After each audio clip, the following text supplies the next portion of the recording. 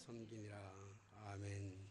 오늘도 주님의 은혜와 축복이 여러분들의 삶 위에, 여러분들의 가정 위에, 일터 위에, 또 기도하고 있는 기도의 제목들 위에 충만하게 되기를 주님의 이름으로 축복합니다.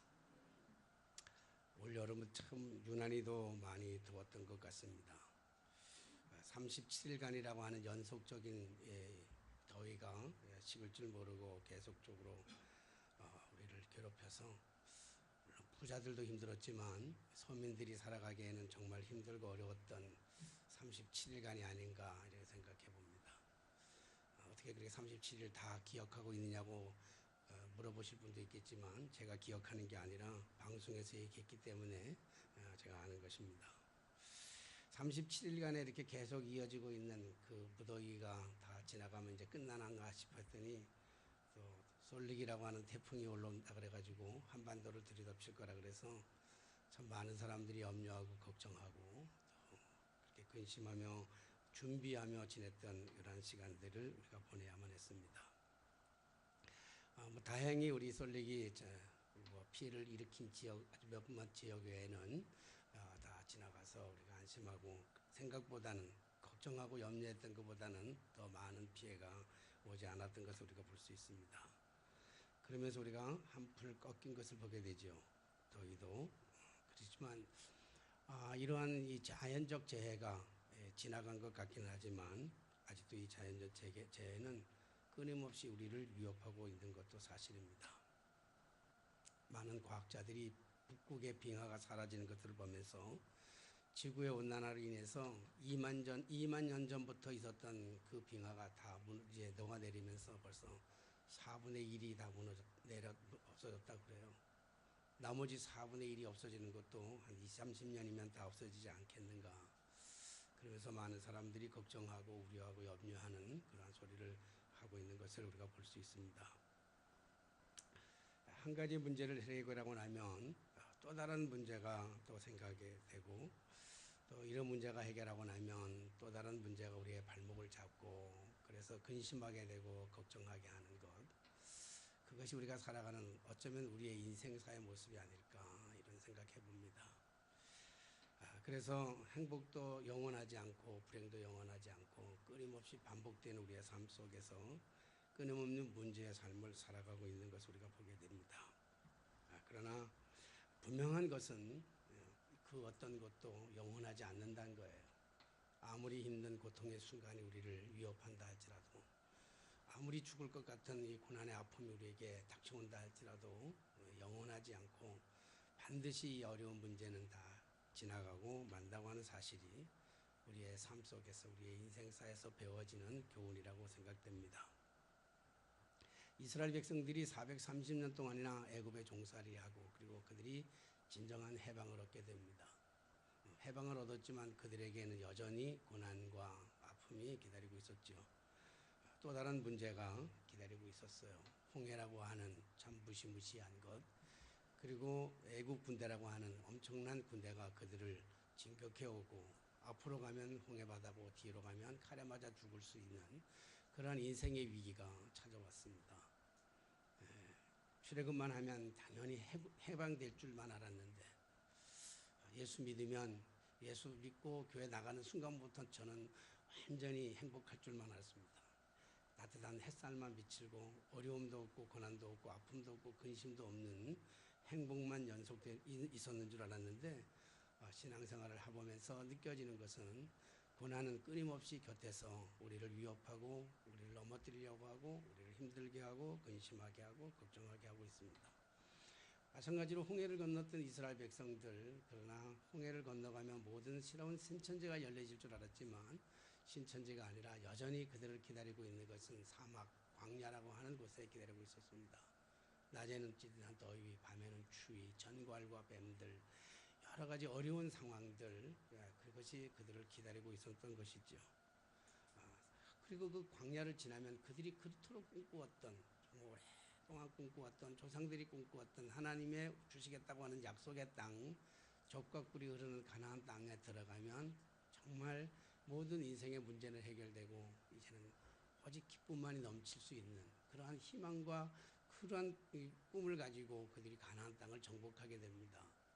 그러나 막상 가나안 땅에 정복하고 들어가 보니까 가나안 땅에도 여전히 기쁨만 있고 행복만 있고 즐거움이 있는 것이 아니라 가나안 땅에도 어려움은 계속되어 있었습니다.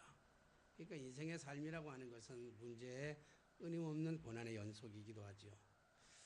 더욱더 두려운 것은 가나안 땅은 정복했지만 주변에 있는 국가들로부터 특별히 블레셋이라고 하는 나라가 끊임없이 침략하고 그래서 이스라엘 백성들을 어렵게 하고 괴롭힙니다. 주변국들의 침략과 약탈하는 이러한 일들이 이스라엘 백성들을 더욱더 힘들게 하고 어렵게 하죠. 오늘 본문의 말씀의 배경은 어떤 말씀인가 하면 이제 엘리 제사장의 시대가 이제 막을 내리게 됩니다. 우리가 이스라엘 백성들이 후속사적인 입장에서 본다고 한다면 차족장 시대를 거쳐서 그리고 이스라엘 백성들이 출애굽을 해가지고 모세를 통해서 출애굽을 위해서 가나안 땅까지 들어가는 것은 여호수아를 통해서 들어가죠. 가나안 땅에 들어갔지만 아직 이스라엘은 완벽한 나라가 되어지지 않았죠. 주권이 없는 나라, 땅은 있지만 백성이 있었지만 주권이 없는 나라, 특별히 왕을 뽑지 못하는 나라였기 때문에 사사시대가 왕을 대신했어요. 사사시대의 특징을 본다면 왕이 없으므로 자기의 소견대로 행하였더라 그랬어요. 자기의 생각대로, 자기의 뜻대로, 자기의 방법대로. 누가 어제 저녁에 TV 좀 보라고 그래서 목사가 토요일날 TV 보는 거는 별로 좋은 건 아니지만 좀 강력하게 보라 그래서 아시안 게임을 본 것이 아니고 그것이 알고 싶다를 좀 보라 그래서 봤습니다. 그 전에 우리 다솔이가 작업을 한 그것 중에서는 스포트라이트 이규현의 스포트라이트인데 다솔이가 아빠 이거 내가 작업한 거예요. 그래서 이거 보세요. 그래가지고 보는데 처음에는 별로 우리 아들이 작업해서 그런지 별로 재미가 없더라고요. 그래서 그냥 피지는 피지인가 보다 그리고 피지를 그냥 지났는데 거의 같은 맥락에서 어제는 SBS에서 피지를 얘기하고 있는 그러한 것을 보면서 참 마음이 많이 아팠습니다. 우리가 믿어도 잘 믿어야 되는데 그 피지를 보기 전에 그 주보를 미리 만들어 놨거든요. 그래서 제가 앞에다가 그렇게 썼어요. 주보 앞에다가 늘 한 주간 동안에 기도하면서 생각나는 것들을 이렇게 시도 있을 수 있고 여러 가지 신앙적인 것들 쓰는데 제가 나름대로 이제 기도하면서 느껴지는 게 뭐냐면 본대로 믿고 믿는 대로 말하는 것과 믿음으로 보고 본대로 말하는 것과는 전혀 다른 결과를 가져옵니다. 그러니까 본대로 그것을 믿고 그리고 그 믿는 대로 말하는 것과 그리고 믿음으로 보고 어떤 사물은 믿음으로 보고 믿음으로 본 것을 말하는 것과는 전혀 다른 결과, 엄청난 다른 결과를 가져다 주지요. 가나안 땅을 정탐하고 돌아온 12명 중 10명은 가나안 땅에 가가지고 본대로 자기들이 본 것을 그대로 믿었습니다. 그리고 본대로 믿었던 것을 믿음대로 와가지고 보고를 합니다. 그래서 보고한 것이 우리는 저들에 비하면 메뚜기에 불과합니다. 보았고 본 것을 믿었고 믿은 대로 말한 것이 그 얘기예요. 그러나 그들과 달리 갈렙과 여호수아는 가서 볼 때 그것을 그냥 본 것이 아니라 믿음으로 보았고 그리고 믿음으로 보았고 그 본 것을 와가지고 보고를 했는데 보고의 내용은 전혀 달랐죠. 그들의 보고는 저들은 우리의 밥입니다라고 이렇게 보고를 했어요. 써놓고 나서 참 너무 잘 쓴 것 같아. 내가 봐도 뭐 이렇게 잘 썼을까 너무 감동이 되는 거예요. 너무 감동이 돼서 너무 좋았다 그러는데 어제 그 TV를 보면서 신옥주 목사라고 하는 그 이단 여자 목사를 보면서 이거 너무 겁나는 거예요. 이게 혹시 잘못 쓰지는 않았는가. 그러면서 느껴지는 건 종이가 없어가지고 다 안 쓰긴 했지만 정말 무서운 거는 뭐냐면 자기대로 보고 자기 마음대로 보고 자기 마음대로 믿는 것, 자기 마음대로 믿고 자기 마음대로 보는 것. 그래서 얘기하는 것. 이보다도 더 위험한 것은 어디 있을까? 참 어리석은 사람은 목사도 나쁘지만 어리석은 사람들은 그 잘못된 목사의 그런 만행을 보면서도 목격하면서도 치유로 당하면서도 가족이 붕괴되고 모든 것들이 다 빼앗기는데도 불구하고 그것을 옳다고 믿는 사람들을 바라보면서 우리가 지난 시간에도 말씀드렸지만 우리가 바로 알고 바로 믿고 바로 사는 것이 참 중요하다 이런 생각을 해봅니다. 어쨌건 이제 가나안 땅에 들어가 가지고 이스라엘 백성들이 사사 시대를 지나면서 사사 시대의 특징은 왕이 없으므로 자기의 소견대로 행하더라 그랬어요. 하나님은 당신의 왕 되어 주시기를 원해요. 왕 중에 왕이 되어 주셔서 하나님의 통치가 이 땅에서 이루어지는 것을 하나님이 기뻐하셔요. 그럼에도 불구하고 이스라엘 백성들 아직 왕이 없을 때 저들이 왕을 구하기 전에 사사들의 시대를 지나면서, 그리고 이 사사의 마지막 시대쯤 와가지고 엘리 제사장의 영성은 다 흐려졌죠. 그래서 하나님께서 엘리 제사장을 폐하시고 이제 사무엘을 세우시기 위하여 이제 엘리 제사장 마지막에 블레셋과의 전투에서 엘리 제사장의 두 아들 홈니와 비누아스가 전쟁에서 죽은 그 소식을 들으면서 엘리가 소식을 듣고 의자에 앉아 있다가 엘리도 떨어져서 목이 부러져 죽었다라고 하는 것. 그 전쟁의 싸움에서 이스라엘 백성들이 치명적인 충격은 뭐냐면, 그들이 그토록 의지했고 그토록 믿었고 그토록 붙잡고 있었던 법궤를 빼앗겼어요. 모세 때 하나님의 주셨던 그 법궤를 블레셋에서 뺏겨버렸습니다. 이스라엘 백성들이 늘 승리하는 것은 법궤 때문이라고 믿었는데, 법궤가 뺏기고 났는데 법궤를 블레셋 사람들이 뺏어다가 다곤 신전에다 갖다 놨죠. 다곤 신전에 갖다 놔서 보니까 그 다음날 잃어버리니까 그 법궤 앞에 다곤 신이 엎드려져 가지고 얼굴을 땅에 쳐박고 엎드려져 있었어요. 그래서 그걸 세워가지고 너무 놀라가지고 세워서 다시 놨는데, 그 다음날에 가보니까 또 다곤 신전 앞에 다곤 신이 엎드려져 있는데, 이번에는 목이 부러졌고 팔이 떨어져 나갔고, 그래서 몸뚱아리만 남아있는 것을 보면서 이스라엘 백성들이 두려워하게 되죠. 그리고 하나님께서 그들이 그 법궤가 있는 아시도 사람들을 쳐가지고 종기의 재앙을 내리게 됩니다. 이 종기의 재앙을 받으면서 그 블레셋 사람들이 너무 두려우니까, 하나님의 법궤가 있는 것이 너무 두려우니까 그것을 다시 이스라엘로 돌려보내요. 이스라엘로 돌려보내가지고 그 법궤가 이 블레셋에서 빼앗겼던 법궤를 이스라엘에서 돌려받아가지고 기랏 여아림이라고 하는 곳에 아비나답의 집에다가 그것을 이 법궤를 모십니다. 그리고 나서 한 20년이 지난 이후 어쩌면 그들에게 태평성대가 이루어졌는지는 몰라요. 그럴 때 그럼에도 불구하고 끊임없이 블레셋은 이스라엘을 괴롭히고 이스라엘에 대한 침략 전쟁을 끊임없이 일으키고 있는 그 시절에 오늘 말씀해 보니까 사무엘이 이스라엘 백성들을 향해서 각성에 대한 외침을 합니다. 각성을 촉구해요.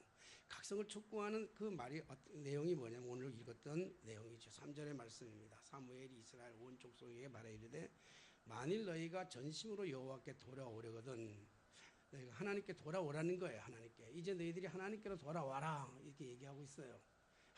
오직 너희들이 하나님만 섬겨라 이렇게 얘기하면서 조건을 낸 게 뭐냐면, 이방 신들과 그리고 아스드랏을 너희 중에서 제거하고. 이게 지금 촉구하는 촉구의 내용이 뭐냐면, 여기 이방 신들을 다 버리고 아스타롯을 제거하고 하나님만 섬기라고 하는 것입니다. 사실 이 말씀을 믿음으로 받아들이거나 사실 자체로만 받아들이면 별 문제가 없습니다. 그러나 시대적인 상황을 보면 이 말이 얼마나 무모한 것이며, 이 말이 얼마나 무의미한 것이며, 이것이 얼마나 위험한 것인지를 사무엘도 잘 알고 있었을 것입니다. 왜냐하면 이제 지도력이 이제 엘리에서 사무엘로 넘어가는 과정입니다.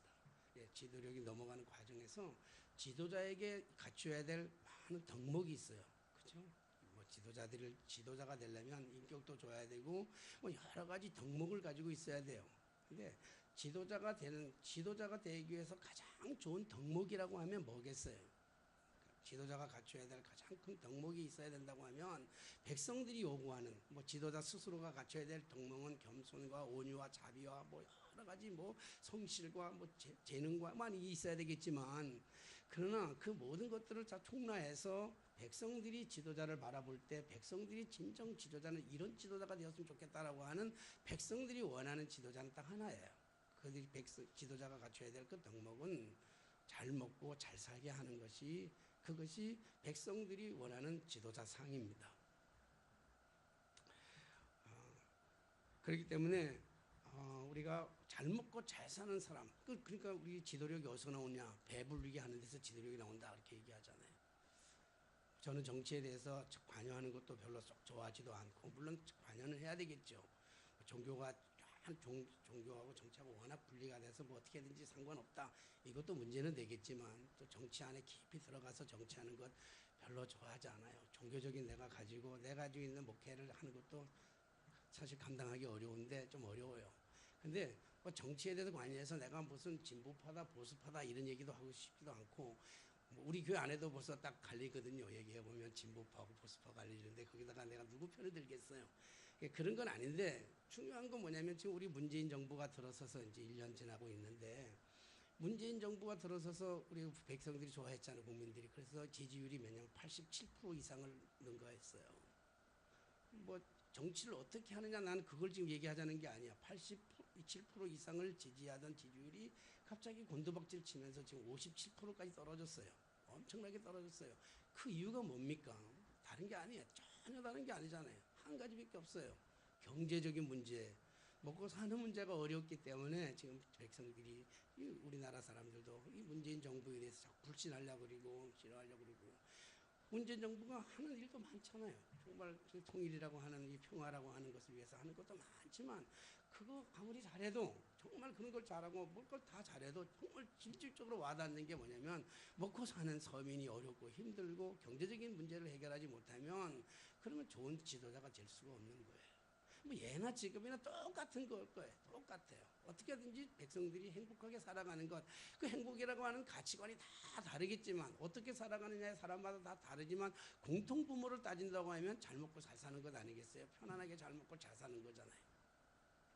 그렇다고 한다면 이스라엘 백성들이 지금 잘 먹고 잘 살기 위해서 할 수 있는 것은 뭐냐면, 바알을 쫓아야 되고 아스타로를 쫓아야 저들이 잘 먹고, 그들의 문화 속 배경 속에서 그렇게 살아왔던 거예요. 이스라엘 백성들이 가나안 땅 정박하기 전에는 그들의 삶이, 먹고 사는 삶이 목축업이었어요. 이동하면서 목축업으로 양을 치고 소를 키우면서, 그러면서 목축업의 삶을 살아가다가 가나안 땅에 들어갔는데, 가나안 땅에는 뭐냐면 그들이 살아가는 삶의 방식은 목축업이 아니라 농경지 문화잖아요. 농사를 지면서 살아야 했어요. 그러니까 농사를 짓는 일이라고요. 그러니까 농사를 짓는 일이 있어서 정말 중요한 건 뭐냐면, 농사 짓는 사람에게 제일 중요한 건 뭐겠어요? 햇빛과 더불어 비잖아요. 비가 적당하게 와야 돼요. 이른 비와 늦은 비에 적당한 비의 양을 가지고 조절해주고, 그래서 비를 내리시는 거기가 뭐냐면 풍요의 신이에요. 그 풍요의 신이 뭐냐면 바알 신이라고요. 그러니까 비를 내려주는 건 바알이 내려준다고 생각했어요. 바알이. 그래서 이스라엘, 이 가나안 땅의 문화적인 배경이 뭐냐면 바알 신앙이었어요. 이게 바알을 믿고, 바알을 믿으면 바알이 적당한 아침에 이른 비와 늦은 비를 주면서 저들의 농사를 풍요하게 지는데, 바알만 가지고는 안 된다는 게, 바알은 풍요의 신이지만 바알만 가지고 되는 게 아니라 여신이 필요한데, 바알은 남신에 비해서 여신이 필요한데, 여신은 뭐냐면 아스타롯이란 말이에요. 아세라 신이기도 하고 아스타롯이에요. 그러니까 아스타롯은 생산의 신이에요. 그러니까 낳는 거예요, 낳는 거. 풍요의 신과 생산의 신이 낳는 거예요. 그러니까 거기서 뭐가 이루어지냐면 자꾸 이게 성적인 게 일어나는 거예요. 그러니까 이 제사장들이, 이런 사람들이 그 문화 속에서는 성적인 문란이 찾아오면서 성적인 쾌락과 성적인 위기가 찾아오기 시작한 거예요. 그것이 가나안 땅의 문화의 배경으로 자리를 잡게 되었어요. 그러니까 그것이, 그러다 보니까 그 안에서 성적인 쾌락과 성적인 유의를 즐기면서 문화적 배경 속에서 저들이 먹고 사는데 불편함이 없이 잘 살았다고요. 그 이스라엘 백성들은 가나안 땅에 들어가 가지고 가나안 땅의 모든 족속을 내몰았다고는 하지만, 그들이 가지고 있는 그 문화를까지도 내버리지 못했어요. 문화에 저들이 익숙해지니까, 문화에 동화되니까, 가나안 문화에 동화되고 나니까 이제는 하나님이 보이는 것이 아니라, 하나님을 의지하는 것이 아니라, 이제는 바알 신과 아세라 신을 섬기면서 그들이 가지고 있는, 지금 누릴 수 있는 모든 풍요를 가지고 기쁨과 즐거움, 물론 블레셋이라고 하는 이 나라로부터 끊임없이 공격을 받아가지고 전쟁에 대한 위험은 있지만, 전쟁의 위험보다도 더 무서운 것은 저들의 향락에 빠지고 쾌락에 빠져서 즐거운 인생을 살아가면서 바알 신을 쫓고 아세라 신을 쫓는, 그래서 성적인 타락의 문제가 저들을 더 힘들게 하고 어렵게 했던 것을 볼 수 있습니다. 물론 백성들은 아니지만, 이때 이런 상황 속에서 사무엘이 백성들을 향해서 이 모든 것들을 다 내려놓고 하나님을 섬기라고 하는 이 말은 정말 무의미하고 백성들로 하여금 이해할 수 없는 말이었을 거예요. 잘 살아야 되는데 어떻게 하면 더 잘 살 수 있는 길을 만들어줘야 되잖아요. 근데 지금 경제적인 문제를 타치하는 것이 아니라 종교적인 문제를 얘기하고 있잖아요. 특히 바할, 비를 뿌리지는 풍요의 신, 아스다롯 여성신을 생산해서 나오는 이런 것들을 다 내려놓고, 그리고 그 즐거운 것들을 다 내려놓고 오직 하나님을 쫓아라고 한다는 말을 한다는 것은 결코 쉬운 말이 아니었을 것입니다. 물론 이스라엘 백성들이 가나안 오기까지 하나님의 전적인 은혜와 도우심이 있었습니다. 그러나 이스라엘 백성들이 이 모든 것들을 망각해버리고 편리와 향락이 주는 기쁨을 포기하고 하나님만 믿으라고 하는 이 말이 자살행위와도 같은 그런 말일 수 있습니다. 그러니 사무엘인들 왜 두렵지 않고 고민이 없었겠습니까? 사무엘도 이 말하기 전에 이 말을 하나님만 섬기라 이 말하기 전까지는 참 많은 고민과 갈등과 괴로움이 있었으리라 그렇게 생각됩니다. 어쩌면 이것이 저의 마음이 아닌가 싶기도 합니다. 살아온 세월이 지금 제가 62살인지 61살인지 잘 모르겠네요. 나이 숫자를 자랑하고 싶은 건 아니고, 왜냐하면 숫자 자랑하기에는 그대 앞에 서면 난 너무 초라해져서 80이 넘으신 분 앞에 숫자를 자랑할 수는 없잖아요. 60 인생을 살아오면서 제 인생에 들어보면서 제 60평생 살아오면서 참 받은 복이 많구나, 정말 많구나 이런 생각을 해봅니다. 참 많은 은혜와 많은 복을 누렸습니다. 물론 타고난 복은 없었지만 그래서 살아가면서 받은 복은 헤아릴 수 없을 만큼 참 많이 있었습니다. 그 중에서도 자타가 공인하는 것, 정말 복 중에 복, 참 많은 복 받은 것은, 자타가 모두가 공인하는 것은 그래도 처복 아니겠습니까? 많은 사람들이 그래도 나한테 말하기를 마누라는 잘 만났다 그렇게 얘기하고 있습니다. 오늘도 지방에서 일하고 있는 마누라를 바라보면서 손가락이 아마 거의 부러졌을 것 같은데도 그 부러졌을 것 같은 거를 그 썸에 싸매고 주방에서 일하는 저 모습을 보면서 참 괜찮은 마누라는 얻었구나, 처복은 있는 것 같아요. 처복만 있는 게 아니라 그래도 또 따지고 보면 그래도 자식 복은 있는 거 아니겠어요? 뭐 인정하든 안 인정하든 제가 받은 복 중에는 그래도 자식 복은 있는 것 같아요. 근데 이런 많은 복들, 그 외에도 저는 수없이 많은 복을 받았습니다. 복을 받았는데 그 중에서 가장 으뜸 하나만 꼽으라 그러면 저보고 그 중에 많은 받은 복들 중에서 으뜸으로 하나만 꼽으라 그런다면 저는 지체하지 않고 당연히 꼽을 수 있는 복은 제가 목사가 돼서 목회를 하고 있는 복을 가장 큰 복으로 저는 꼽습니다. 뭐 동의해 주셔도 좋고 안 해 주셔도 좋은데 어쨌든 그래요. 제가 목사가 됐다고 하는 것, 이 복은 가장 큰 복이다. 그 목사가 되면서 특별히 저에게 주신 하나님의 선물이고 은총이고 은혜라고 하는 것은 저는 목사가 돼서 설교를 할 수 있다고 하는 복이 참 큰 복인 것 같아요. 큰 은혜고 큰 감동이고 큰 기쁨이에요. 그래서 늘 설교를 준비할 때마다, 많은 설교를 준비할 때마다 저는 언제나 설레임이 있어요. 설레임.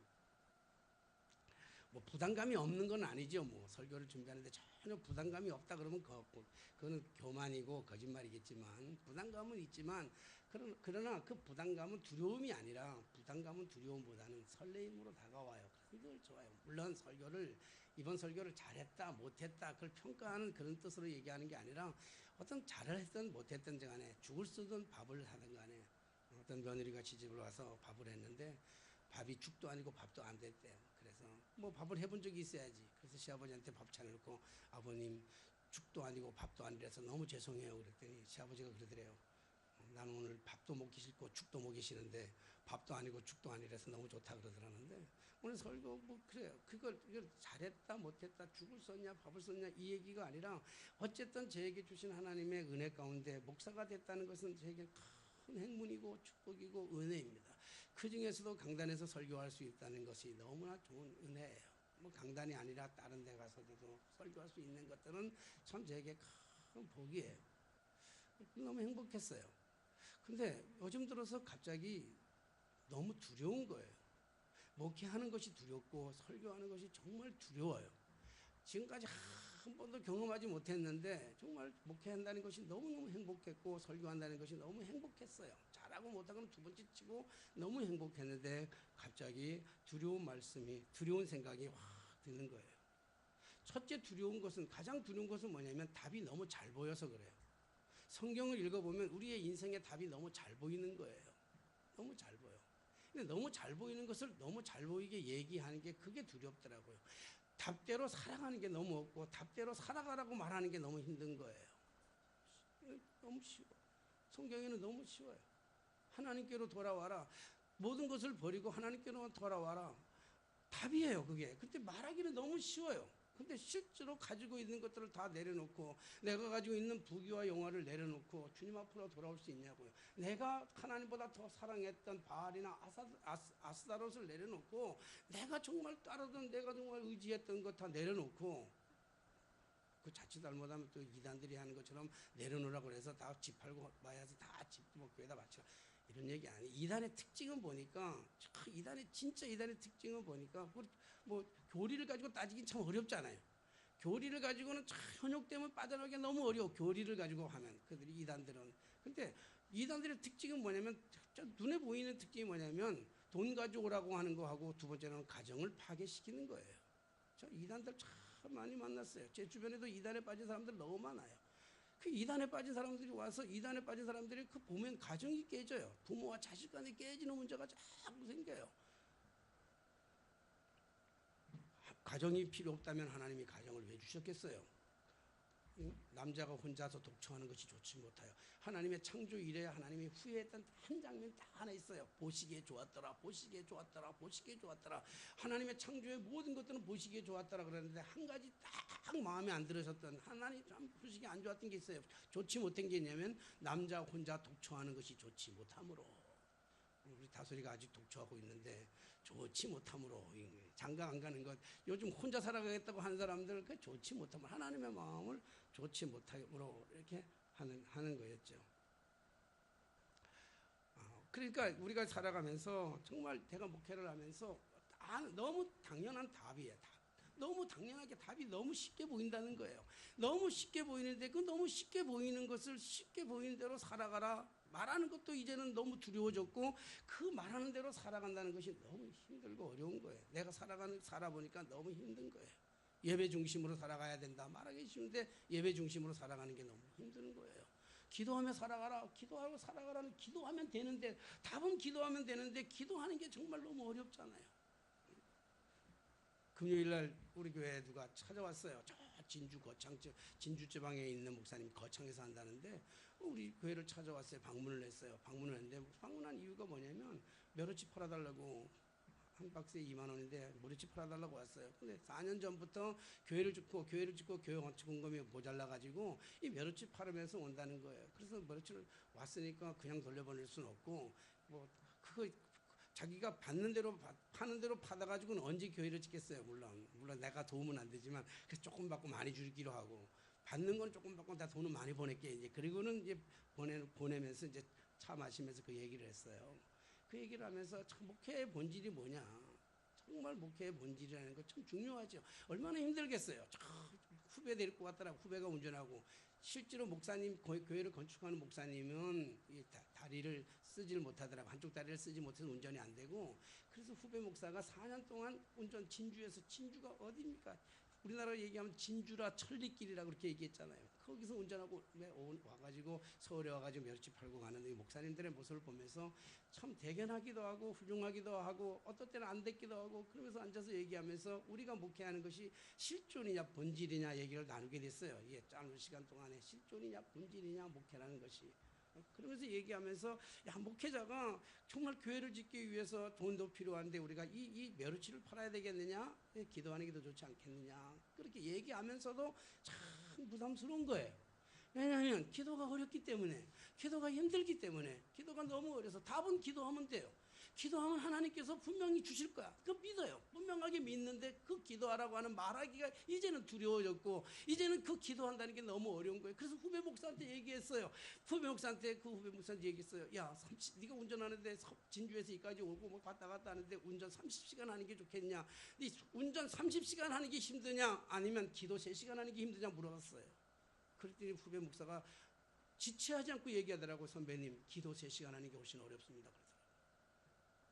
우리는 기도해야 된다고 얘기하고 가르치고 있다고요. 기도해야 된다고 하는데 기도하는 게 너무 어려워. 예배하러 오는 게 너무 힘든 거예요. 이 세상에 유혹하는 것들이, 우리를 유혹하는 것들이 세상에 너무 많아. 주일날 유혹하는 것이 너무 많기 때문에 그것을 다 내려놓고 그리고 와서 예배하는 게 너무 어려운 거예요. 오늘 이 시대에 사무엘이 이스라엘 백성들에게 많은 이방의 신들을 다 내버리고, 그리고 아시다를 내보고 바알을 버리고, 그리고 하나님만 쫓아라. 하나님도 쫓아라고는 참 좋겠는데 하나님만 쫓으라고 하는 말이 얼마나 어렵고 힘든 말인지 몰라요. 제가 목회하면서 제일 듣기 싫은 소리는, 천 목사는 배구는 잘해. 나 기분 되게 나빠요. 그 배구는 잘하면 배구만 잘해, 뭐 이런 식이잖아요. 어떤 목사님, 지난번에 어떤 목사님, 또 어떤 권사님, 어떤 은평지방 어떤 장로님 만났더니 나를 알아보더라고요. 그래서 자기네 은평지방 장로들한테 막 소개하면서 이 목사님은 탁구 잘 쳐 그러더라고. 그게 칭찬이에요, 욕인지 도대체 모르겠어. 이 목사님 신방 잘해, 목회 잘해, 기도 잘해, 열심히 해, 설교 잘해, 이러면 좋은데 탁구는 잘해. 어쨌든 우리가 믿는 하나님도 믿으면 참 좋겠어요. 너희들이 열심히 살아가는 너의 삶 속에, 그 살아가는 삶 속에, 그 문화 속에 도취되어 문화를 살아가면서 그 문화 속에서 하나님도 섬겨라, 이러면 참 좋겠는데, 오늘 이 사무엘의 얘기는 이 모든 것들을 다 내려놓고 지금까지 즐겼던 쾌락, 지금까지 느꼈던 향락, 지금까지 느꼈던 문화적인 배경, 지금까지 가지고 있던 그 먹고 사는 모든 문제, 이런 즐거움들을 다 내려놓고 그리고 하나님만 섬기라고 하는 말이 얼마나 힘들었을까라고 하는 것이 생각이 나는 거예요. 옛날에는 그냥 했어, 설교했어 그냥. 요즘은 말하는 것이 참 어려워요. 아닌 것을 아니라고 말하는 것도 너무 어렵고, 옳은 것을 옳다고 얘기하는 것도 너무 어려워. 심지어 자식들한테까지도. 어제 주보를 만들면서 자식하고 설교를 찍어놔가지고 내용 가지고 얘기를 나누기도 했어요. 근데 아들은 아들 주장하는 거야. 난 내 주장하는 거고. 문화적 개입이 너무 큰데, 부자 간의 관계도 너무 큰데, 부자 간의 관계 앞서서 목사하고 평신도잖아요. 근데 목사하고 평신도의 관계 속인데도 불구하고 이게 마찰이 생기는 거야. 그래서 이제는 옳은 것도 옳다고 말하기가 너무 두렵고, 아닌 것도 아니라고 얘기하기가 너무 두려운 이 세상에서, 우리가 살아가는 이 세상에서 오늘 이 사무엘이 말하기를 하나님만 전심으로 믿고 나오라고 하는 거예요. 하나님만 믿는다는 것, 세상의 것들을 버리고 나온다는 것. 왜 사람들은 하나님을 떠나고 세상에 쫓아가겠습니까? 전 한 가지만 있다고 생각했어요. 저는 정말 한 가지만. 왜냐하면 하나님보다 더 좋은 것들이 세상에 많기 때문에 그 하나님보다 더 좋은 것을 쫓아서 세상에 나가는 거 아니냐. 그 세상에 있는 것들이 중에서 하나님보다 더 좋은 것들이 너무 많다, 그렇게 생각했어요.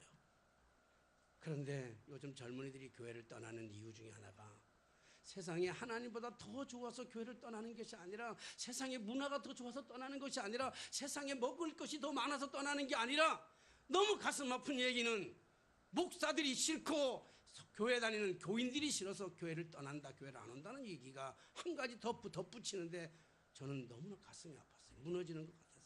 어쩌면 현실일지도 몰라요. 젊은이들이 바라보는 현실일 수도 있어요.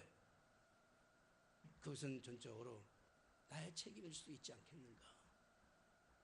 내 때문에 떠나는 교인들을 바라보면서, 교인들 때문에 떠나가는 그런 젊은이들을 바라보면서 한 가지만 고민했던, 하나님보다 더 좋은 것들을, 하나님보다 더 좋은 것들, 그 세상의 그 문화보다 하나님이 더 좋다고 가르쳐야 되는 이 가르침 속에서 이제는 가르쳐야 되는 것이 또 하나 더 늘었다고 한다 그러면, 내 자신을 돌아봐야 하고 성도들의 삶을 돌아봐야 되는 이 시점에서 우리가 무시할 수 없는 이러한 과정에서 때로는 목회한다는 것이 너무 두렵기도 하고, 설교한다는 것이 너무 두렵기도 합니다. 그럼에도 불구하고 오늘 사무엘은 하나님만 섬기라고 맺힐 수 있었던 그 비결은 뭘까? 이것이 얼마나 무모한 것이며, 이것이 얼마나 잘못된 것인, 백성들에게 얼마나 오해되며 잘못되게 들린지도 모르겠음에도 불구하고 그가 모든 것을 다 내버리고 제거하고 내 마음을 오직 여호와께로 향하여 그만 섬기라고 말할 수 있었던 그의 그 비결은, 그가 하나님을 만났기 때문에 그래요. 하나님의 위대함을 알기 때문에 그래요. 하나님이 그 어떤 것보다 위대하고 하나님이 못하실 일이 없다는 사실을 알기 때문에 그래요. 하나님의 전쟁은 여호와께 속한 것이라고 하는 사실에 대해서 사무엘은 뼈저리게 느꼈기 때문에 블레셋을 두려워할 것이 아니라, 문화를 두려워할 것이 아니라, 문화의 도치에 항락에 빠질 것이 아니라 하나님께만 돌아가기만 한다면, 하나님 앞에만 서기만 한다면 그들의 문제가 해결될 것을 알았기 때문에 사무엘은 그럼에도 불구하고, 두려움에도 불구하고, 또다시 반복되는 일임에도 불구하고 그는 여전히 그 두려움 속에서 메시지를 전할 수 있었던 거예요. 그런데 너무 놀랍지 않아요? 그렇게 전했더니 너무 놀라운 것은 이에 이스라엘 자손들이 바알들과 아스타롯을 제거하고 도저히 제거할 수 없는 그들의 문화 속에, 이 문화적 충격 속에 제거할 수 없는 아스타롯과 바알을 다 제거하고 여호와만 섬기니라. 하나님만 섬기기로 작정하고 그들이 미스바로 모이기 시작하는 것이죠. 이것이 하나님의 놀라운 은혜인 줄로 믿습니다. 미스바로 모였더니 블레셋의 싸움의 승리는 하나님께서 하시잖아요. 시간이 많지 않아서 뒤에 일어나는 블레셋과의 전쟁에서 승리케 하시는 하나님의 기적 같은 역사를 말씀드릴 수가 없어요. 그러나 중요한 것은 모든 것을 버리고 하나님께로 돌아왔더니, 하나님만 섬겼더니, 하나님만 바라보고 하나님만을 의지했더니 이스라엘 백성들에게 멸망과 그렇게 패망과 자초된 것이 아니라 오히려 그들을 쳐들어왔던 블레셋을 하나님이 격침시키시고 하나님은 이스라엘 백성들을 높이신 것을 이 시간에 우리는 기억할 수 있습니다. 사랑하신 여러분, 오늘 우리의 삶 속에 끊임없이 우리를 혼동케 하고 있는 것이 무엇입니까? 오늘 우리의 삶 속에 다가와서 우리의 주변에서 우리를 괴롭히고 우리를 힘들게 하고 우리를 두렵게 하고 우리를 어렵게 하고 우리의 생각을 복잡하게 하는 것들이 무엇입니까? 사람 사람마다 다 달라요. 사람마다 어떤 사람은 직장의 문제를 가지고, 어떤 사람은 취업의 문제를 가지고, 어떤 사람은 결혼의 문제를 가지고, 어떤 사람은 학업의 문제를 가지고 있는 각가지 생각들이 다 다르고 고민이 다 다르다 할지라도 오늘 우리가 정작 우리가 바라봐야 될 것은 환경을 바라보는 것이 아니라 환경에 좌우됐던 우리의 삶의 환경을 내려놓고 하나님만 바라보고 하나님만 의지하고 하나님 앞에 맡기고 하나님만 때로 나아간다면 하나님은 각자 우리의 문제를 완벽하게 해결해 주실 줄로 믿습니다. 내려놓는 것이 힘들다 할지라도 내려놓고 주님만 바라보며 주님만 섬기는 삶이 저 여러분들의 삶이 되게 되시기를 주님의 이름으로 축원합니다. 기도하겠습니다. 늘 우리와 동행하시며 우리에게 가장 좋은 것들을 주시기를 기뻐하셨던 하나님, 그럼에도 불구하고 우리는 하나님의 주시는 것보다도 세상이 우리에게 주시는 만족을 쫓아 살아갈 때가 더 많았음을 고백합니다. 오늘 이 세상에 하나님도 믿어야 된다고 하는 이러한 세상 속에 하나님만 의지하고 하나님만 바라보다가 하나님이 주시고자 하셨던 하나님의 모든 축복의 것들을 우리가 누릴 수 있는 삶의 자리에 들어가게 하여 주옵소서. 예수님의 이름으로 기도하옵나이다.